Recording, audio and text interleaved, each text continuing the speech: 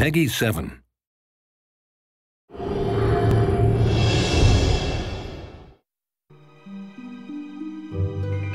Disney Epic Mickey, The Power of Two, was always planned to be about Oswald as a featured player. Now you get to be. Oswald is the quintessential forgotten Disney character. He was a major superstar in his time, and I think using him in Wasteland to be the driving force of what's going on there is the perfect choice.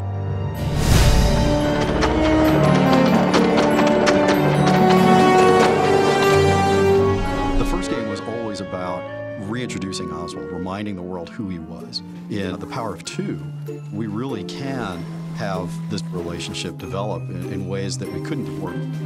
Walt Disney and Iwerks created Oswald the Lucky Rabbit in response to a request from Charles Mintz, who was their distributor. They wanted a new character and created a cartoon called Trolley Troubles. It came out in 1927 and was an instant hit pretty much with the public. In the cartoons Walt and Iwerks made, he's always had an amazing sort of plastic quality. He can take his head off and roll it around like a bowling ball. He can break down into a dozen little versions of himself. He was constantly using his ears. He would wind them up like a helicopter, or he'd use them as an oar. We wanted to use some of those things that Walt and Ub created as gameplay elements. When Walt went back to New York to renegotiate the next year's series of cartoons, Charles Mintz told him at the time, not only am I not going to give you more money for these cartoons, but I actually own the character through your contract, and I've hired away most of your animators, and so you're going to have to do things the way I want you to. And Walt wasn't about to do that, and so he was just devastated.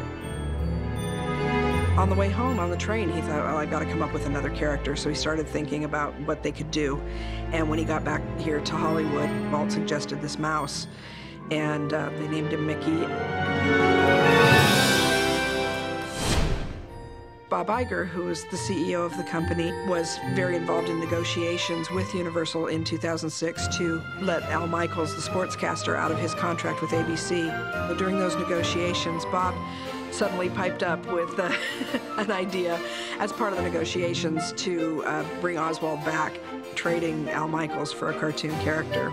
I think even Al Michaels was surprised by that. Having something like this come up, something cutting edge and brand new, reawaken an interest in a character that's been gone for over 80 years is really exciting to a historian.